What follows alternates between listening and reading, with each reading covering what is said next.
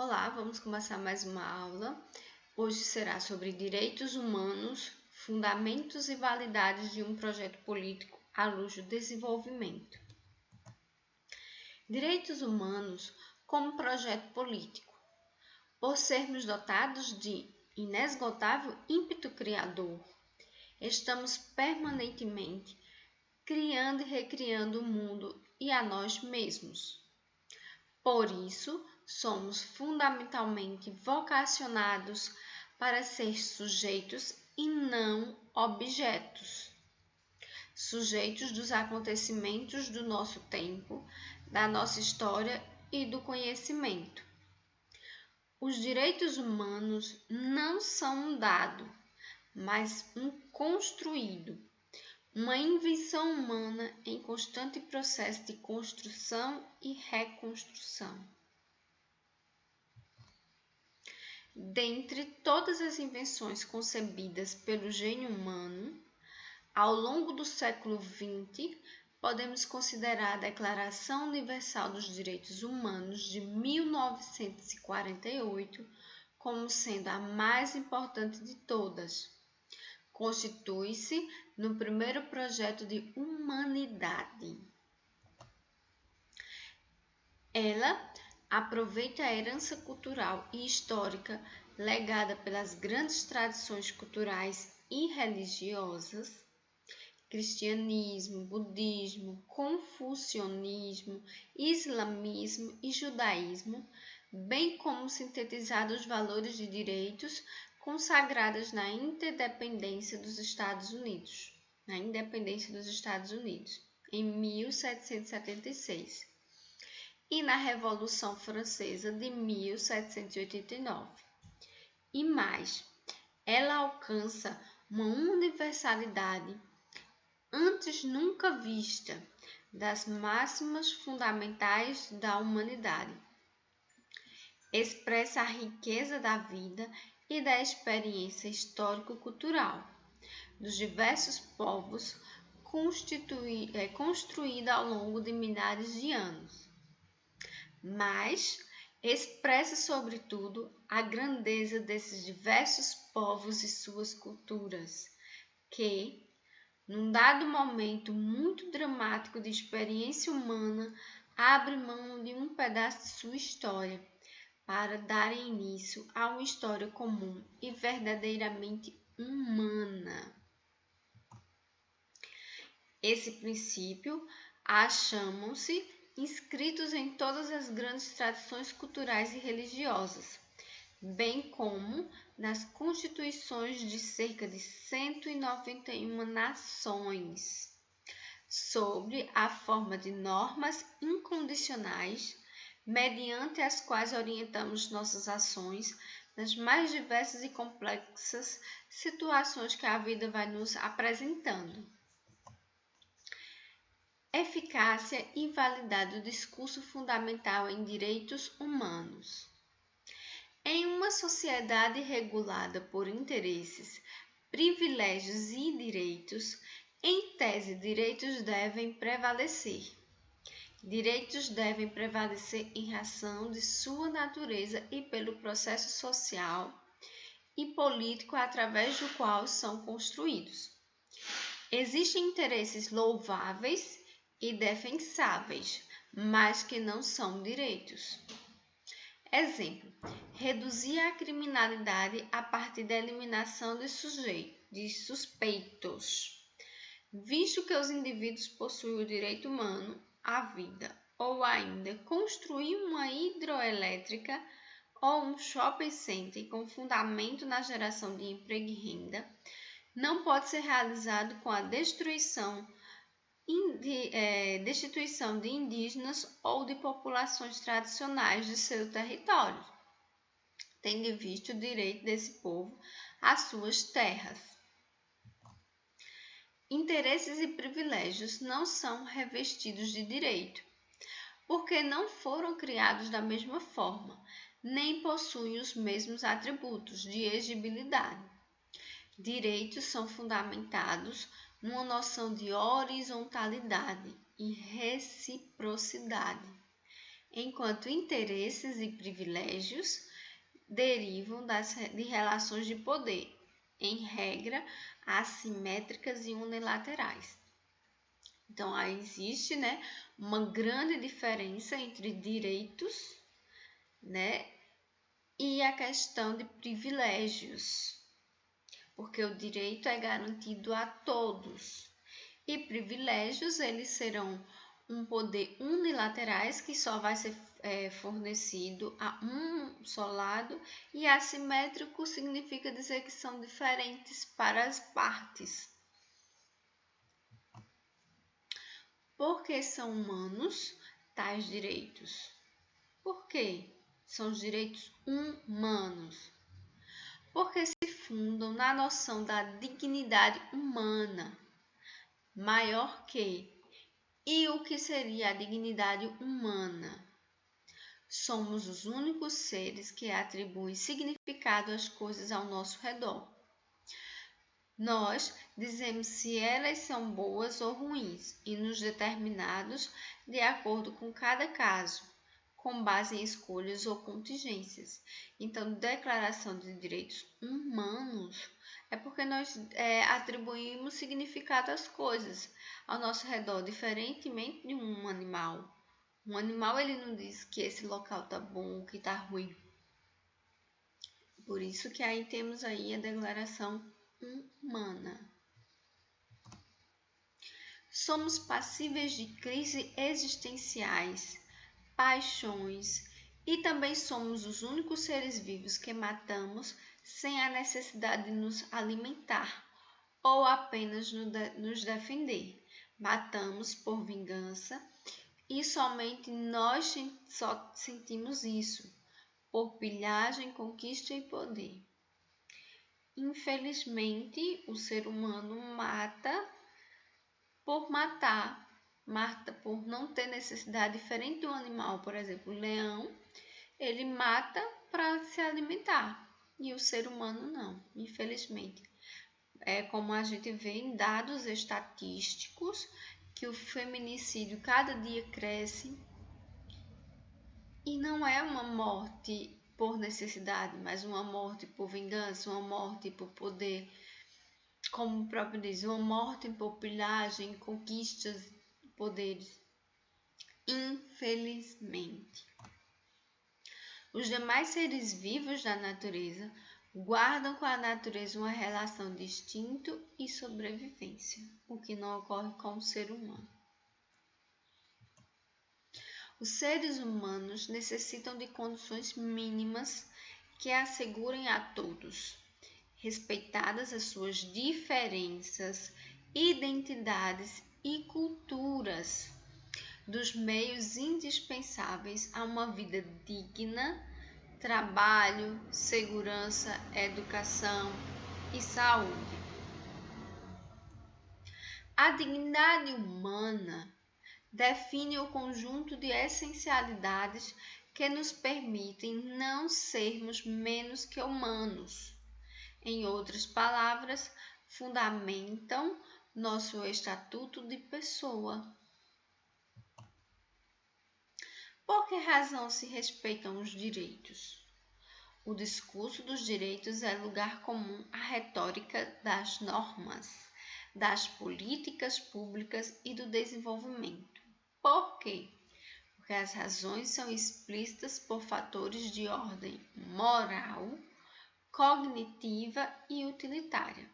A razão moral. Respeita-se direitos humanos quando se acreditam que as pessoas são dotadas de igual valor. Pelo consenso democrático, admitimos que os seres humanos não possuem, não importando o status, não importando os status, as condições sociais, a raça ou qualquer outras diferenças existentes. Então, na moral, a razão moral tem que respeitar as pessoas, dotando elas de valores iguais, independente da cor, da raça, da religião. A razão cognitiva, ter clara as informações quando quanto à existência de determinados valores que se revestem de direitos. É condição fundamental para tomadas de decisões. Dispor de uma cultura de direitos que nos informe quanto à sua experiência, à exigência, cria uma atmosfera favorável ao seu respeito. Isso não significa dizer que o simples conhecimento dos direitos leve à sua observância e respeito. Basta notar que grandes violações de direitos humanos também ocorrem em nações cuja sociedade demonstra um alto grau de instrução. Aí a gente tem uma cena, né, de tortura no período da ditadura, e aí não tem respeito nenhum pelos direitos humanos, pela dignidade humana. Razões instrumentais. A razão instrumental pauta-se pelo raciocínio de que as pessoas fazem isso em troca de benefícios para livrarem-se ou evitarem punições. Ou seja, o respeito a eles se reforça quando o que está em jogo é a possibilidade dessa conduta vir a ser muito prejudicial à imagem, à integridade física ou à integridade psíquica, sendo, portanto, vantajoso respeitá-los. Tal razão fundamenta-se na expectativa de ganho, de obtenção de vantagens, seja pela possibilidade de coerção do Estado, pela pressão social ou pela reciprocidade. Exigibilidade e justiciabilidade dos direitos. A lógica que explica a recorrência da linguagem dos direitos na retórica de governos, instituições, normas políticas de mercado é recente. Ela marca o que Norberto Bobbio chamou de Era dos Direitos. Mudança no modo de encarar a relação política, que antes tinha como centro a figura do soberano, próprio dos estados absolutistas, e que agora passa a considerar o cidadão e seus direitos. Essa mudança promovida pela modernidade, na qual amplia-se os sujeitos e o conjunto de direitos, não é acompanhada pela efetiva proteção e garantia dos mesmos. Na defesa dos direitos humanos, isso tem muita importância na atualidade. Significa fazer da exigibilidade, que é a possibilidade de existência prática de direitos, o ponto focal dos direitos humanos. A exigibilidade, inclusive, enquanto justiciabilidade, a possibilidade de exigir direitos face ao Poder Judiciário, é hoje um imperativo na teoria e na prática dos direitos humanos. Afinal, a Declaração de Direitos, as Constituições e as normas, de um modo geral, deixam de possuir qualquer significado prático se não tiverem a possibilidade de efetiva aplicação. Então, assim, o ano passado houve muita campanha negativa contra os direitos humanos. E muito da população que nunca leu a Declaração dos Direitos Humanos, dizendo que a Declaração dos Direitos Humanos só serve para bandido, para proteger bandido, tem que acabar com a Declaração dos Direitos Humanos, e não tem consciência que a Declaração de Direitos Humanos não é para estar protegendo bandido, mas para proteger todo ser humano. Proteger ele nas suas garantias de moradia, de educação, de saúde. Então, faz necessário que vocês leiam a Declaração dos Direitos Humanos para vocês entenderem o que ela é. Porque existe muita gente que fala o que ela é sem nunca ter lido. E aí não existe essa declaração do senso comum que as pessoas utilizam para falar mal. Então, eu peço muito que vocês leiam essa declaração. Caminhar no sentido da realização dos direitos humanos Numa perspectiva indivisível, significa enfatizar os direitos humanos, econômicos, sociais e culturais, onde se circunscreve o direito humano ao desenvolvimento. Desenvolvimento no mundo de contradições. O papel central do desenvolvimento é superar a contradição entre realidades diametralmente opostas existentes no mundo atual. Atualmente, a humanidade produz em alimentos 2 vezes aquilo de que é capaz de consumir. O regime democrático é predominantemente dentro a maior parte das nações existentes. Os direitos humanos e a liberdade política são hoje parte recorrente da retórica hegemônica.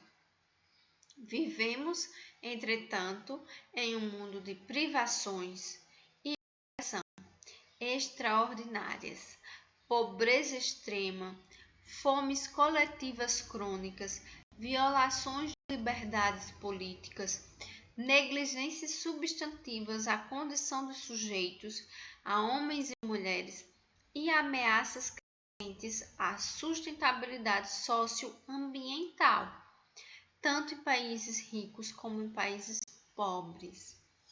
Então a gente vê aí, né, todas essas contradições em um mundo produtivo. Direitos humanos ao desenvolvimento e desenvolvimento como liberdade. Agentes privados e estatais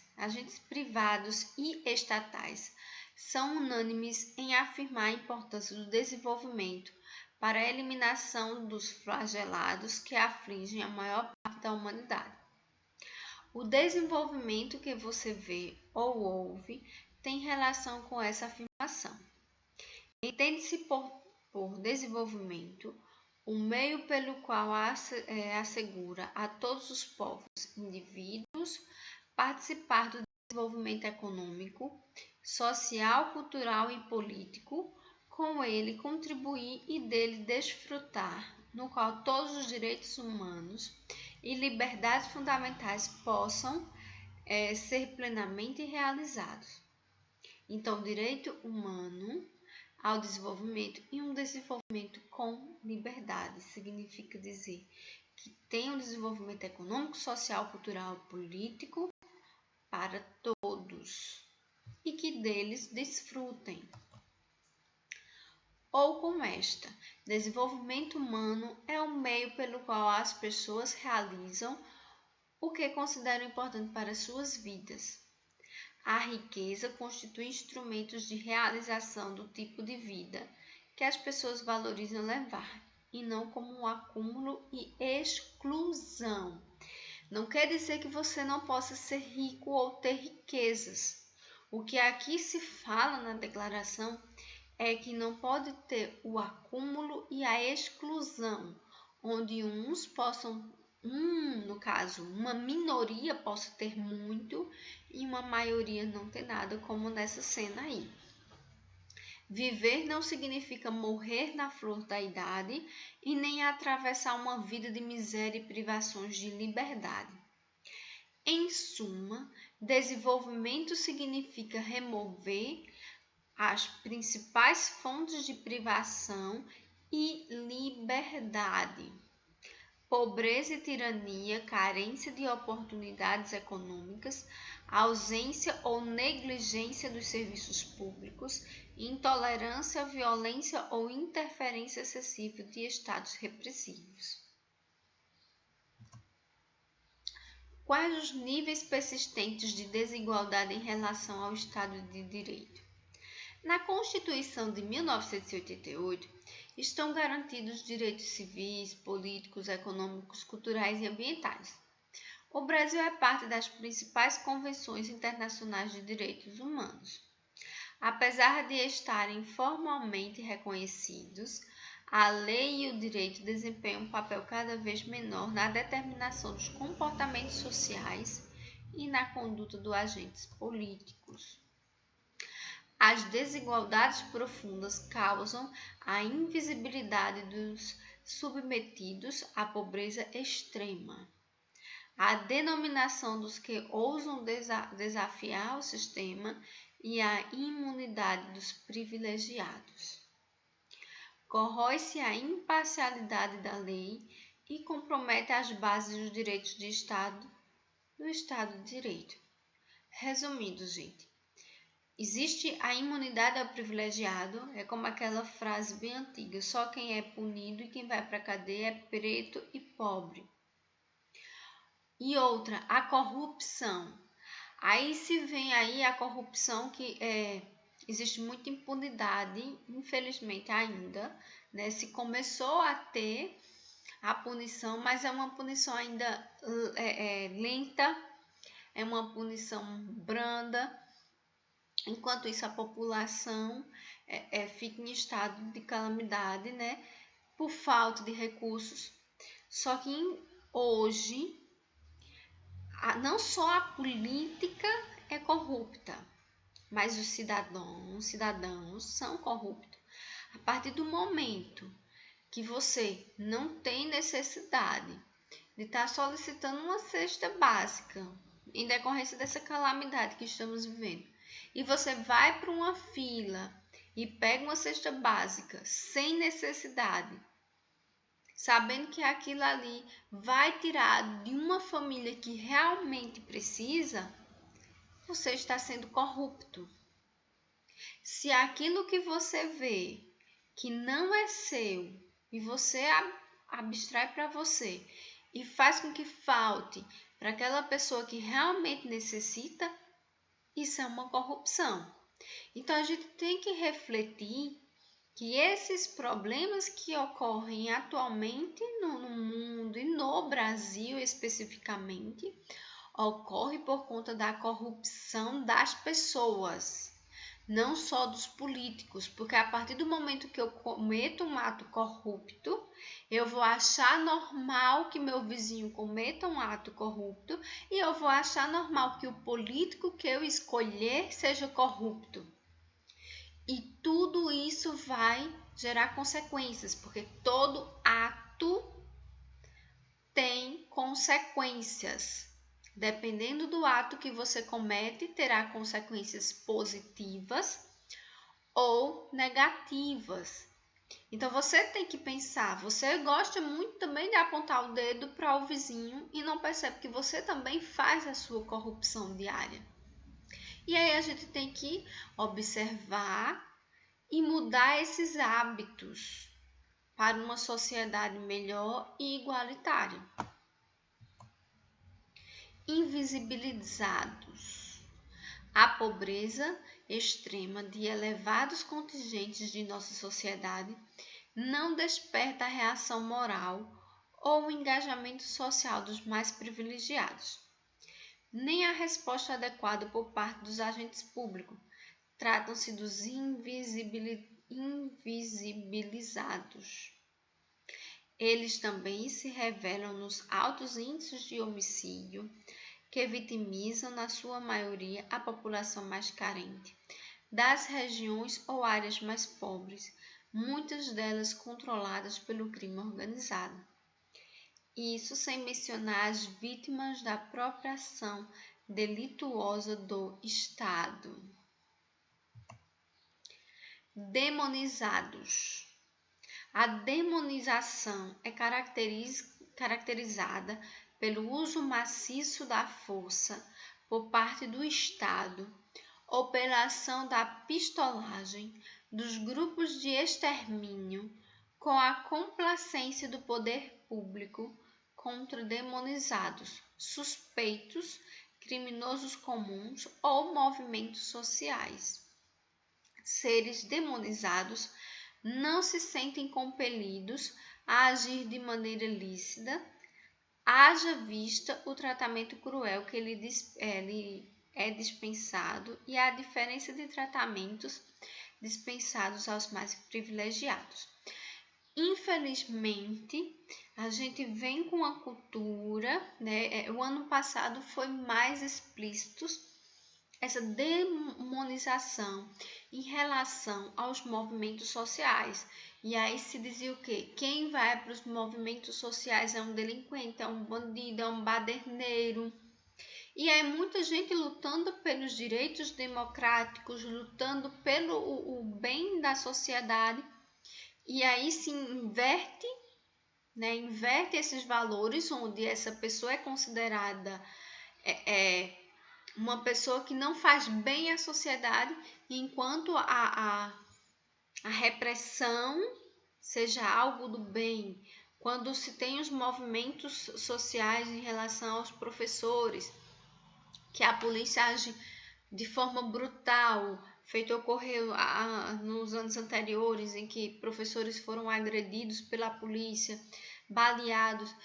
E aí, no caso, existe como os professores fossem algo ruim para a sociedade, são movimentos de desocupados, enquanto a polícia, que era o agressor, era o correto.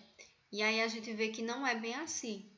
Quem é o que demoniza, os demonizados são aqueles que agridem a forma, né, e impedem o direito a movimentos sociais e a luta por direitos sociais. Imunes. Em uma sociedade profundamente desigual, os indivíduos mais privilegiados se veem acima da lei e imunes às obrigações correlatas aos direitos das demais pessoas e ao Estado. Trata-se dos violadores de direitos humanos e poderosos corruptos impunes. A avalanche de denúncias envolvendo políticos, servidores públicos de alto escalão, juízes e empresários, em comparação ao baixíssimo número de condenações efetivas, lançam uma pergunta perigosa. A lei e o direito são uma farsa, que é como eu falei anteriormente. Só vai preso quem é pobre, só vai preso quem é negro, e essas pessoas aí engravatados com paletós caríssimos, sapatos de luxo, que cometem crimes não em uma só pessoa, mas em uma sociedade completa, onde se tem o desvio de recursos públicos da saúde, o desvio de recursos públicos da educação. E aí, por que não são punidos? Aí vem essa pergunta: os direitos são uma farsa? Não, não é. Mas cabe à população ter consciência do seu direito e do seu dever e se unir para que os direitos sejam garantidos e as pessoas que cometem esse tipo de atos sejam punidos. Crise da eficiência dos direitos. Os invisibilizados não esperam que seus direitos sejam respeitados, aliás, nem acreditam na sua validade. Logo, não se sentem compelidos a agir em conformidade com a lei. Os que reagem se tornam ameaça e passam a ser tratados como inimigos demonizados. E na medida de sua desumanização, não veem o justo e o moral como parâmetro para suas condutas. Os imunes não se veem obrigados a respeitar os invisíveis e os demonizados, exatamente por se acharem acima do controle estatal e isentos das obrigações correlatas. Gente, ocorreu aí recentemente a prisão do jogador Ronaldinho Gaúcho. E eu vejo como positivo, para mostrar ao Brasil que, independente do poder financeiro, se você não cumpre o que tem na lei, você é punido. Então, eu vejo que o país que prendeu o Ronaldinho Gaúcho está correto, para mostrar que existe punição, que existe lei, existem regras e que tem que ser respeitada por todos e aplicada a todos. No Paraguai. E o Brasil deveria tomar isso de exemplo. Você cometeu algo, um ato infracional, você tem que ser punido, independente de ser branco, pobre, negro, rico, tem que ser punido. Você cometeu o ato, tem que ser punido. Conclusão. Todo o esforço da agenda dos direitos humanos deve ser no sentido da mobilização social e política, com ênfase na condição dos na condição dos sujeitos de direito, a partir da recuperação e defesa dos espaços dos debates públicos. As demandas políticas, sociais, econômicas, culturais, ambientais e por desenvolvimento devem, tanto quanto possível, traduzir-se em demandas jurídicas, fortalecendo assim a judicialização da política e a politização da promoção e proteção dos direitos humanos. O importante não é o que fizeram de nós, mas o que nós próprios faremos com aquilo que fizeram de nós. Jean Paul. Obrigada a todos.